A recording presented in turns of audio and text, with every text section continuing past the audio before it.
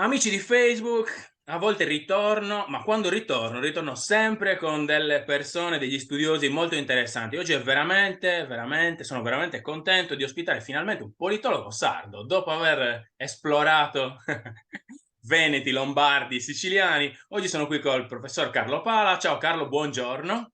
Buongiorno a te, buongiorno a tutti e grazie mille dell'invito.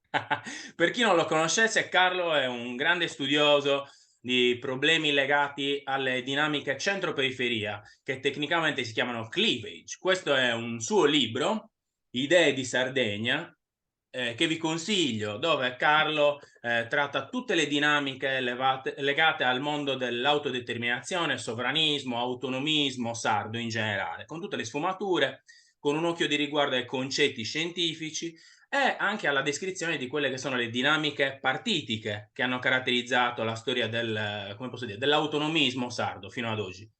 Carlo poi vabbè, esplora tutto il mondo dell'identità sarda, dall'identità sportiva, insomma veramente è infaticabile. Sono molto contento di averlo qui, anche perché ultimamente ho visto una sua bella intervista al Centro Studi Dialogo dove, parlando appunto delle dinamiche sardismo, autonomismo, indipendentismo, affrontava un argomento che a me interessa molto, ossia una critica un pochettino costruttiva, alle istituzioni italiane, allo Statuto sardo e alle relazioni con la Costituzione italiana, però lui lo fa in una maniera non militante. Mi piace molto questa cosa perché a volte, sai, chi come me invece è militante viene giustamente additato di essere poco obiettivo. Invece Carlo lo fa da un punto di vista scientifico, legittimando le questioni legate all'autodeterminazione da un punto di vista scientifico. Quindi una legittimità che deve riportarci a un discorso nella nostra società che serve a fare evolvere anche la dimensione politica e la considerazione rispetto appunto a quelli che non sono altro fondamentalmente che dei documenti che servono a regolare la nostra vita, come la Costituzione e lo Statuto sardo, e che invece sistematicamente assurgono a feticci, a rivelazioni marianiche, come posso dire, a strumenti perfetti e intoccabili perché frutto di menti eccelse o di ma sappiamo benissimo che da un punto di vista scientifico non è così, se ne può parlare serenamente perché dall'analisi di queste questioni derivano, come posso dire, anche aspetti legati all'attività politica, alla concezione politica e alla digestione anche di problemi legati alle riforme sociali. In questi anni abbiamo visto in particolar modo, mi fa piacere parlarne con Carlo, due eventi, uno l'insularità in Costituzione e di questi giorni è invece la questione del regionalismo differenziato. Ora abbiamo visto, mentre con l'insularità in Costituzione tutto l'arco politico sardo italiano, perché fondamentalmente non c'erano partiti indipendentisti, anche se poi ha partecipato il PSDAZ, ma oggi non si capisce cosa sia il PSDAZ, per cui l'arco politico sardo si è unito fortemente per la modifica della Costituzione, l'inserimento appunto dell'insularità, e oggi invece, a distanza di brevissimo tempo, vediamo che a seguito di una nuova riforma costituzionale, di cui si capisce non tanto, o perlomeno io, sicuramente Carlo ci aiuterà a capire meglio, oggi si dividono di nuovo in posizioni quasi inconciliabili. Carlo, tu come ti sei rapportato da un punto di vista di politologo nei confronti, velocemente perché abbiamo una mezz'ora, velocemente nei confronti dell'insularità prima e del rapporto che questa può avere oggi con il regionalismo differenziato. Cosa ne pensi Allora, tu di questi due eventi rispetto alla dimensione politica, all'interpretazione politica?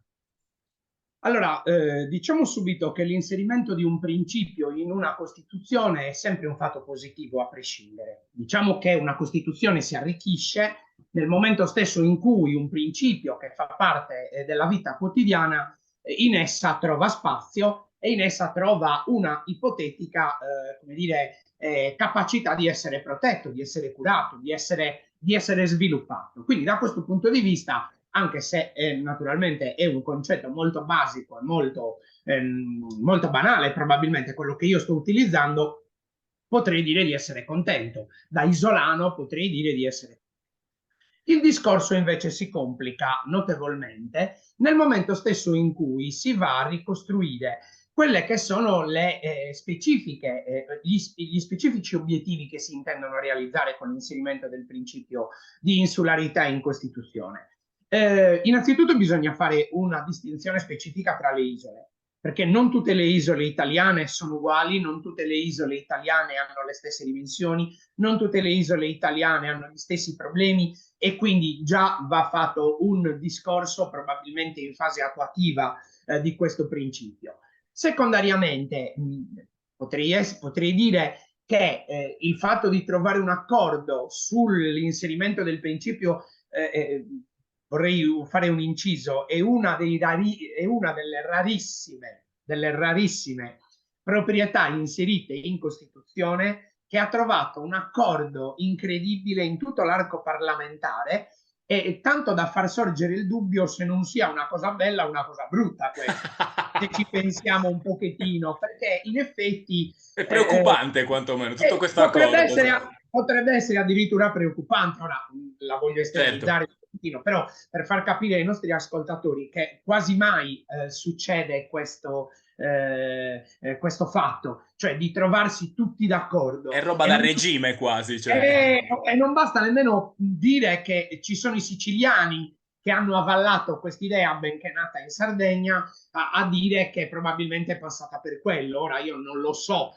non mi voglio addentrare su questo. Quello che mi interessa capire è che per ora il principio è entrato in Costituzione, ma è, come dire, è notizia di ieri, incredibile, che questa intervista si svolga proprio il giorno dopo, è notizia di ieri, la Sardegna, la regione Sardegna impugna qualche comma di un articolo di una legge dello Stato di bilancio, ora non ricordo, non ho visto bene, quindi chiedo scusa, forse la legge di stabilità addirittura, in cui appunto la regione Sardegna, a differenza della regione Sicilia, impugna quei pochi articoli, in primis perché non ci sono sufficienti protezioni per il principio di trasporto di insularità, e la seconda perché non ci sono, o pare essersi interrotti, quei dialoghi tra Stato e regioni insulari per dare appunto sfogo, diciamo così, e concreta applicazione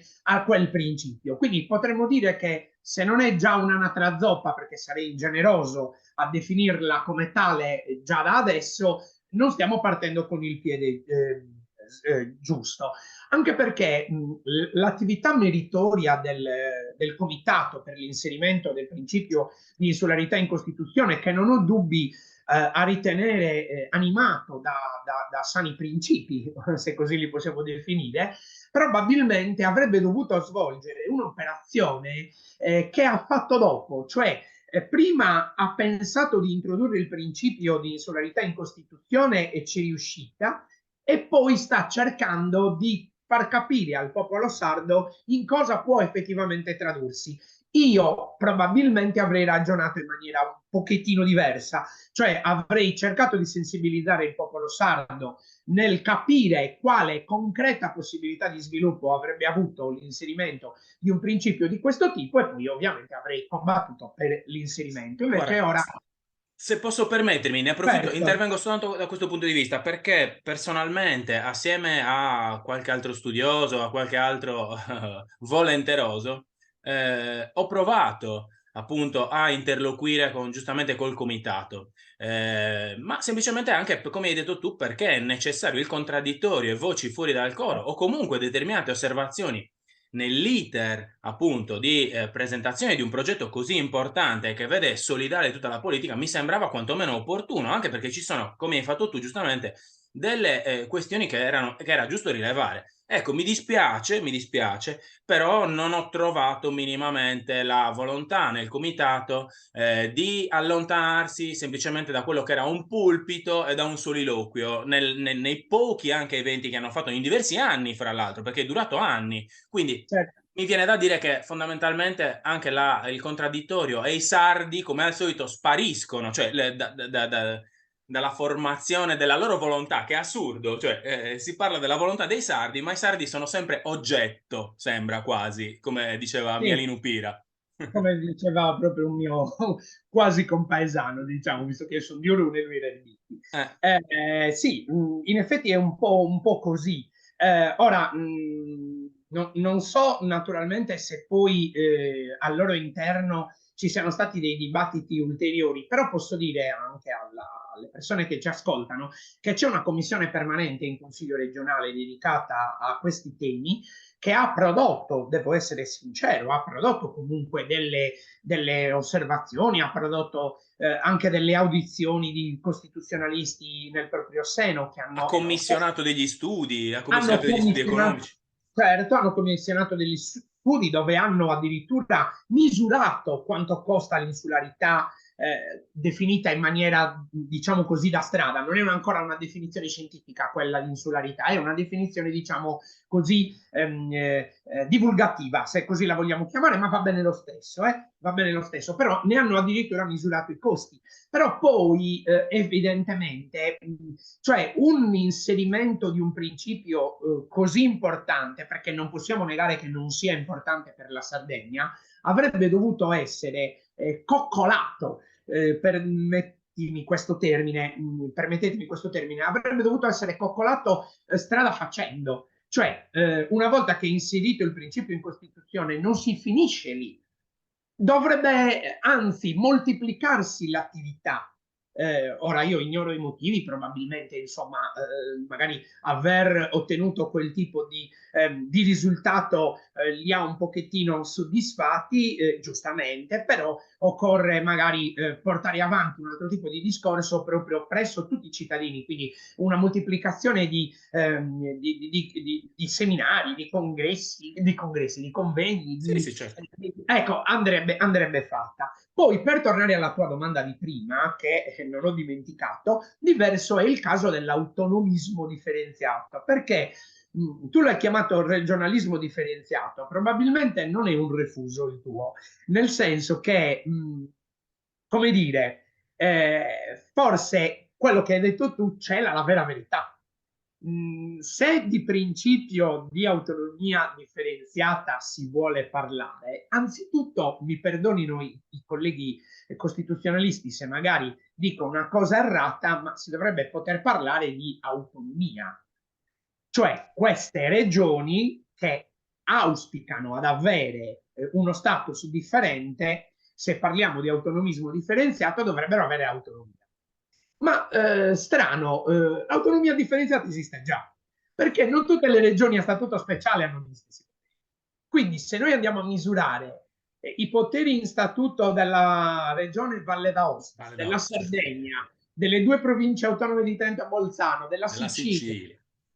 noi sappiamo subito, basta un rapido sguardo agli statuti regionali per rendersi subito conto, basti pensare alle entrate per esempio, per rendersi subito conto di come effettivamente ci sia già un'autonomia differenziata, ma tra le regioni speciali. Quindi tu probabilmente a tua insaputa, Carlo, hai fatto benissimo ad usare il termine regionalismo differenziato, perché l'inserimento di un principio nella Carta Costituzionale all'articolo 116 prevede che alcune regioni, qualora lo vogliano, tutte le regioni Sì, ordinarie, sì. si fa riferimento, quindi è chiaro che si fa riferimento alle regioni ordinarie, qualora volessero, potrebbero ottenere alcuni aspetti dell'autonomia speciale che magari altre regioni che già possiedono nel proprio statuto utilizzano o nel caso della Sardegna fanno fatica ad utilizzare per colpa della Sardegna e per colpa anche molto dello Stato. Il problema anche qui è che va benissimo che se ne parli e va benissimo che la gente venga istruita a confrontarsi, ad imparare su questo tema, ma c'è un problema che non vi è ancora un testo, una bozza di testo che è data, diciamo, alla pubblica opinione perché questa possa effettivamente e concretamente confrontarsi su davvero Certo. quello che si vuole realizzare. Cioè, i discorsi che si stanno facendo oggi un po' in tutta Italia, ma diciamoci la verità, soprattutto nelle regioni speciali, e anche questo è significativo, sono i dibattiti all'interno delle regioni speciali. Chiedevo proprio qualche giorno fa a qualche collega che ho in Friuli, in Sicilia e in Valle d'Aosta, ma proprio per curiosità, chiedevo, ma da voi si sta sviluppando un po' il dibattito sull'autonomia differenziata? Cavolo, sì. Poi chiedevo ad altri colleghi che sono in Emilia, in Veneto e in Lombardia, e non ho citato queste tre regioni a per caso. caso, ok, ho dimenticato il Piemonte, ma sentirò anche i colleghi piemontesi, e loro mi dicevano che fondamentalmente a livello locale loro molto poco. Quindi paradossalmente è un tema che a livello nazionale, poco nelle regioni che in teoria dovrebbero usufruire di questo benefit, se così lo vogliamo chiamare, molto di più nelle regioni speciali. E questo, anche questo è significativo, Carlo, perché fa capire che probabilmente c'è paura nelle regioni speciali di perdere una parte della propria autonomia.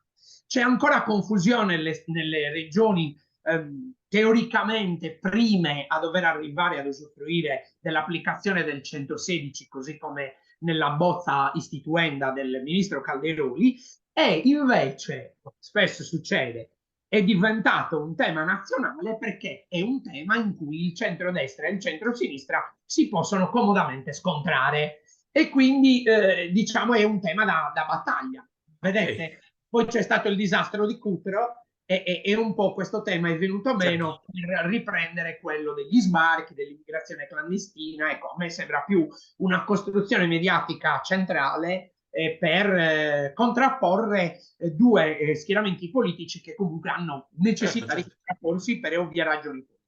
Se posso instradare un pochettino anche questo, allora io ho notato nei vari, non ce ne sono stati, c'è stato un convegno a Nuoro, se non sbaglio, dei Rossomori, dove ha partecipato Andrea Pusa come costituzionalista, Silvia Lidia Fancello come rappresentante delle Fale, quindi come i Sì, federalisti. I Rossomori, vabbè, sono lussiani, quindi sono innamorati della Costituzione italiana, quindi con le loro, insomma, contraddizioni che tu hai descritto benissimo, fra l'altro in Idee di Sardegna, parlando delle loro, della base intellettuale. Però a me sembra che alla fine, appunto, come hai detto tu, non essendoci uno spunto veramente su cui ragionare, uno spunto normativo, perché appunto questo testo è fumoso, poi fra l'altro sappiamo bene che è frutto della riforma del 2001, che a sua volta era frutto delle spinte secessioniste degli anni 90, ci sono voluti, io ho dato la tesi di laurea sulla riforma del titolo quinto, quindi sono un vecchio e quindi già se ne parlava quando mi sono laureato io. Cioè, a distanza di 20 anni, oggi sembra di nuovo, e si ritorna a parlare però in maniera confusa di federalismo, di regionalismo, cioè come se questi elementi fossero tutti presenti nella Costituzione italiana, e forse lo sono anche in maniera confusa, ma di fatto, parlando con uno scienziato, cioè con un ricercatore, sappiamo bene che gli elementi del federalismo e i principi, i concetti del regionalismo sono completamente diversi, non sono sovrapponibili. Mi sembra sempre che ci sia una discussione strumentale al mantenimento dello status quo, dove praticamente fondamentalmente quelli più spaventati sono spaventati non all'idea di dover essere più responsabili e gestire più poteri, ma di avere meno soldi che arrivano dagli altri. La solita questione delle entrate, ammesso e non concesso che sia vero, non ci interessa. Però il mood è questo: non avremo le risposte, le risorse da una parte per adempiere i nostri compiti istituzionali, come se venissero compiuti. Abbiamo una sanità distrutta, abbiamo una regione che ha dei trasporti terribili, quindi, cioè, insomma, partendo dall'idea che questi soldi sono usati malissimo, mi sembra veramente che ci sia solo una difesa delle proprie prerogative, anche soltanto ideologiche, perché alla fine dietro non c'è niente realmente, nel senso non c'è un vero e proprio attacco alla Costituzione, perché questo regionalismo differenziato, come lo chiamo io, appunto, non è che stravolge il centralismo dello Stato italiano.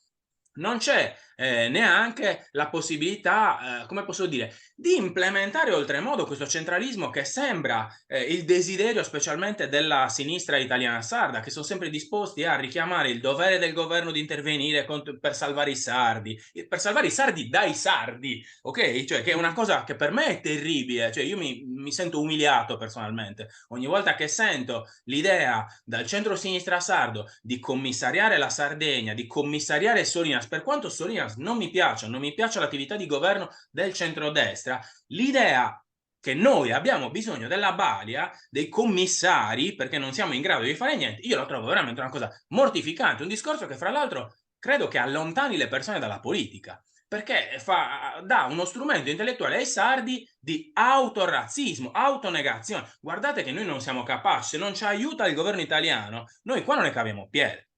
Sembra questo, che è deresponsabilizzante anche per la politica, credo. Cosa ne pensi tu da questo punto di vista? Ma penso che questo discorso, come tanti altri che possiamo fare, sia assolutamente fondato e abbia i propri elementi di fondatezza in quello che io molto umilmente vado ripetendo da diverso tempo, che il vero problema delle istituzioni sarde è lo statuto. Cioè io sono convintissimo del fatto che oggi la Sardegna avrebbe una necessità immane di ricontrattare con lo Stato italiano i propri termini di rapporto, i propri termini di appartenenza. È impressionante l'idea che noi abbiamo uno statuto del 1948 che è stato modificato in pochissime parti di frasi all'interno dello statuto dal 1948 ad oggi, e che oggi quello statuto del 1948 possa essere ancora la base della ipotesi di costruire una specialità fondata su quella carta statutaria.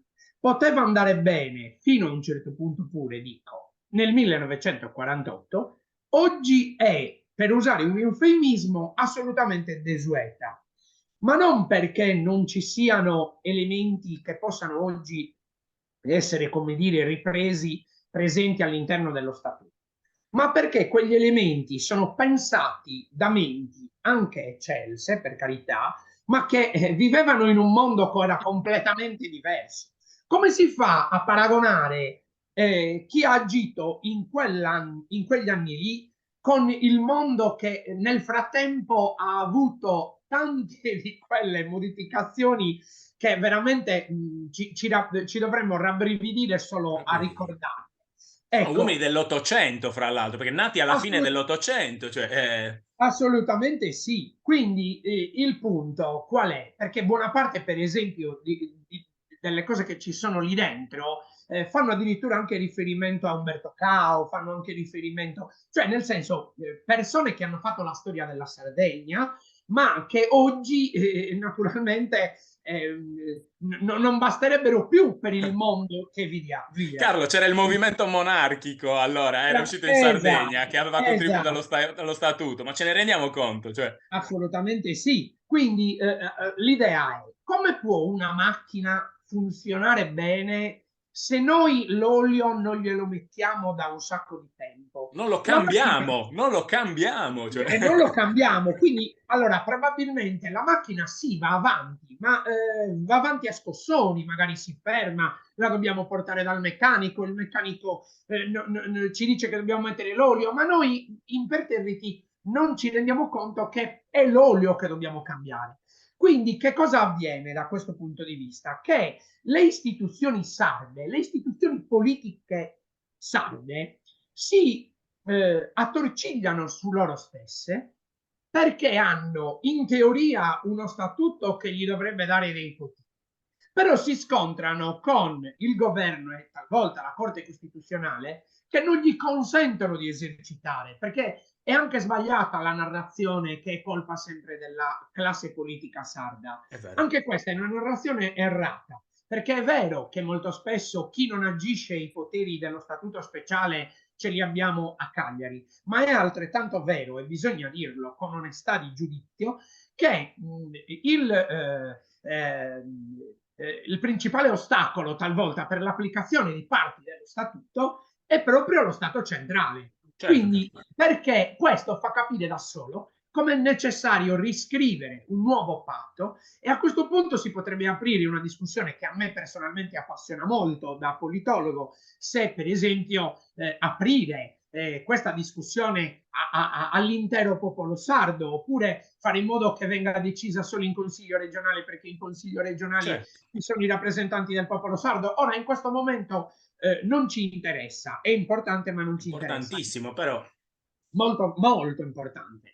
Anzi, se volete, magari Una poi legge elettorale, che legge elettorale per la legge Costituente sarda? Sarebbero argomenti bellissi esatto, magari se ne esatto. abbiamo voglia ne parliamo un'altra volta, visto che tu sei esperto di sistemi elettorali, il far Eh, capire alle persone quanto sia importante un sistema elettorale per una Costituente, per esempio, potrebbe essere una vabbè, ne certo, riparliamo certo. magari, perdonami. Devo essere sincero, non sono un grandissimo esperto Va di bene, ma sistemi elettorali, ma quel poco che conosco potrebbe forse essere utile per darci interessante. un'idea. Ecco, devo dire quindi che quando a volte c'è qualcheduno, anche dal punto di vista più politico, che dice che c'è la necessità di riflettere sul cambiamento dello statuto, non so se avete avuto modo di constatare, viene subito tacciato o comunque non gli viene, no, anzi non viene nemmeno considerato perché la contrapposizione a quell'idea produce che cosa? Produce che se ne parli, produce che se ne discuta, mentre invece quello di cui veramente si dovrebbe discutere è proprio quello. Come facciamo noi a ragionare, per esempio, lo dico da un punto di vista distaccato e scientifico, Certo, come certo. facciamo noi a ragionare sul principio di insularità se non abbiamo le regole a casa nostra per poterlo agire? Stiamo delegando un principio alla corretta anche magari gestione dello Stato, ma noi non abbiamo i contraccolpi legislativi, scusatemi, Sì. potestativi all'interno del nostro statuto per poter anche correggere gli eventuali tiri sbagliati dell'adozione di questo principio. Posso farti un'osservazione rispetto a quello che hai detto dello Statuto sardo? Sono tutti argomenti, fra l'altro io ne ho parlato anche con Carlo Lottieri, con Marco Bassani, che appunto sono sulla stessa tua linea di pensiero. Sì. Chiaramente la critica va spostata anche verso la Costituzione, perché tutto quello che abbiamo Certo, detto sullo Statuto sardo, logicamente si riflette sulla Costituzione, su come, a parte che tutti sappiamo, tutti noi che magari abbiamo letto la fase costituente, l'abbiamo studiata, abbiamo visto, cioè, insomma, sono frutto di un compromesso estremamente al ribasso, di una situazione, di una contingenza storica peculiare. Si usciva dalla guerra, la paura del separatismo, c'era un terrore per i separatisti siciliani, per quelli valdostani, per quelli sardi. Insomma, era un contesto storico peculiare che ha prodotto dei documenti particolari non per caso, che andrebbero ridiscussi, come diceva Thomas Jefferson, che ogni generazione avrebbe il diritto di discutere e di decidere le proprie regole. Quindi, guarda Carlo, ci mancano 10 minuti, facciamoci un altro, andiamo ancora un pochettino avanti. Quindi, fondamentalmente, come hai detto tu, e io sono assolutamente d'accordo, tutti questi momenti costituenti, anche semplicemente a livello ideale, dovrebbero innestarsi in una, come posso dire, in un humus, in un fermento sociale che purtroppo non esiste e non viene stimolato dai partiti, come stiamo dicendo, non viene stimolato. Quindi allora, al netto del fatto che vogliamo concedergli la buona fede, non stanno lavorando bene da questo punto di vista. Almeno, cioè, se evitiamo di, di valutare meramente la qualità dell'amministrazione che gli indici europei danno per una delle peggiori in Europa, perché i quality index dell'Università di Oxford dicono chiaramente che l'amministrazione sarda e quella italiana in generale è terribile. Ok? Poi ricordiamo sempre, come hai detto tu, che è colpa anche della Costituzione, perché a memoria mi ricordo che nel 40, fra 48 e 49 le prime 3 leggi sarde sono state impugnate tutte e 3.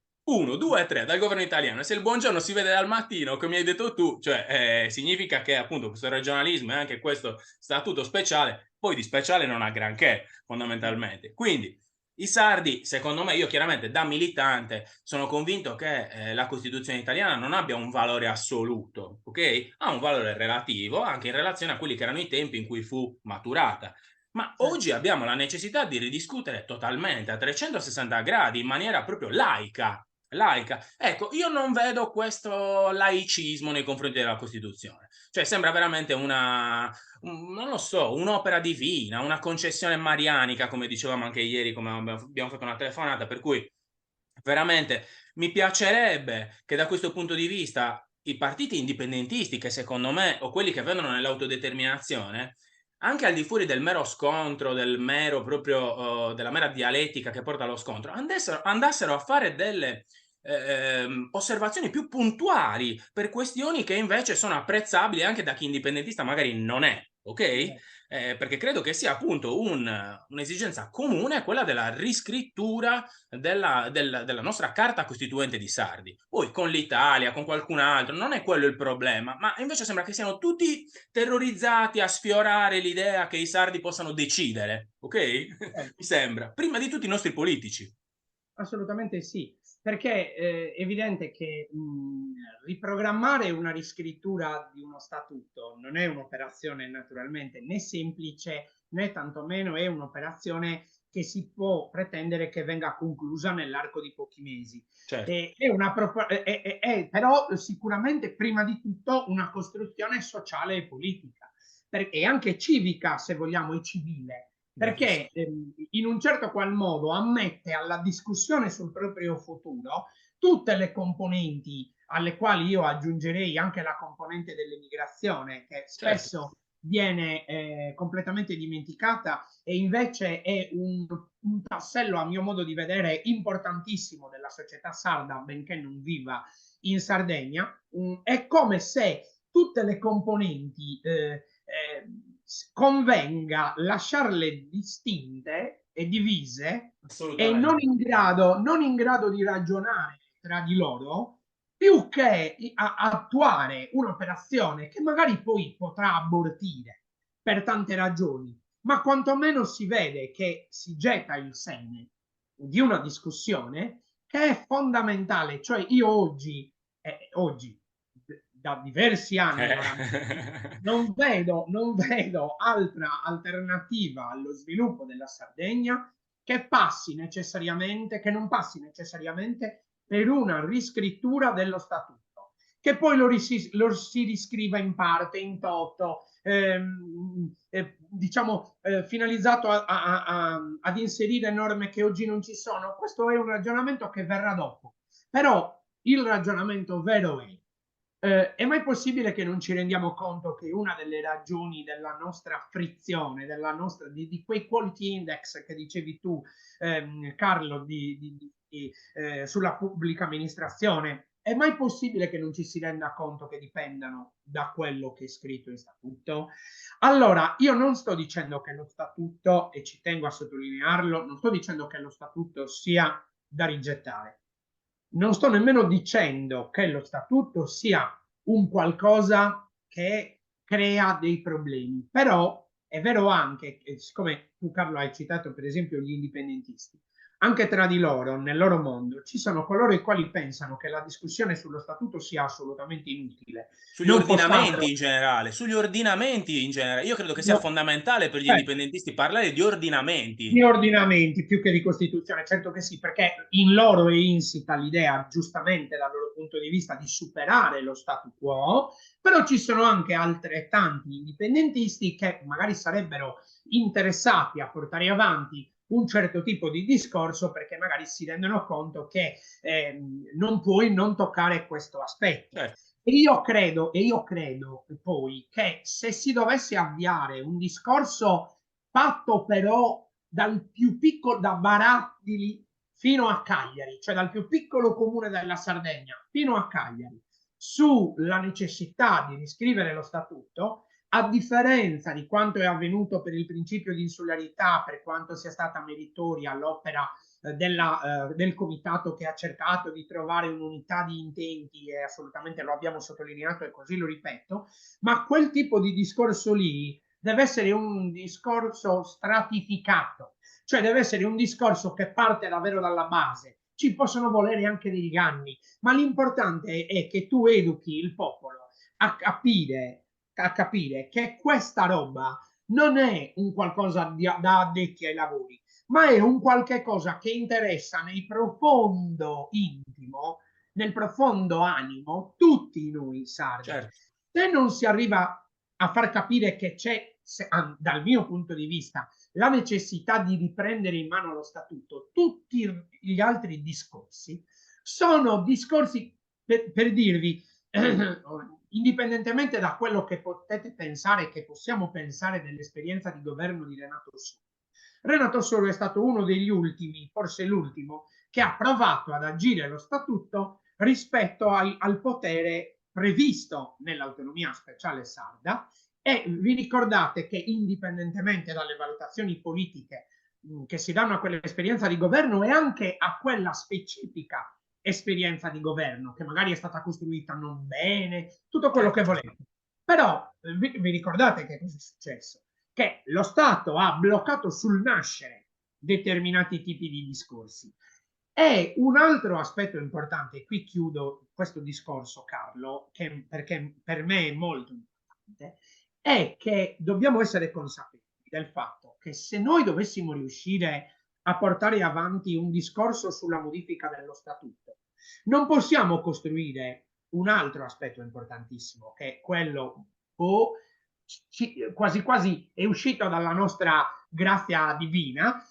Noi non possiamo costruire le ragioni della specialità solo a partire dal fatto che siamo un'isola, perché saremo perdenti. Perché oggi l'inserimento del principio di insularità in Costituzione è come se lo Stato ti dice: ma tu non hai bisogno più di riconoscere la tua specialità insulare, perché ti proteggiamo noi. Quindi a quel punto ci daremo una zappa ai piedi da soli di proporzioni bibliche.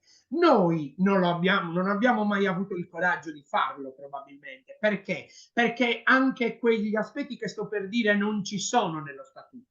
Eppure il nostro principio della specialità più importante è la nostra peculiarità di popolo.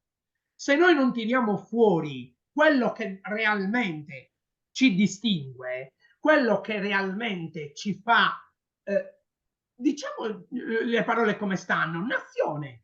Perché io sono convinto, l'ho anche scritto, che da un punto di vista scientifico la Sardegna ha tutti i connotati per essere considerata una nazione. Che debba diventare uno Stato a parte o meno, questo è un altro discorso. Ma chi sa cogliere la distanza e la differenza del termine nazione-Stato capisce quello che io voglio dire. L'ho capito. Carlo, abbiamo praticamente finito. Io credo anche, solo un appunto, discutere uno statuto in tempo di pace credo che sia anche un dovere, perché di solito vengono discussi in tempi di guerra. Ci lasciamo magari ricordando sempre quindi che l'autodeterminazione è un diritto e non è un crimine. Ti ringrazio e magari discutiamo di Grazie. qualche altra nostra puntata. Ok? Grazie, molto gentile. Arrivederci A a tutti. presto. Grazie. Grazie mille. Grazie. Ciao. Ciao.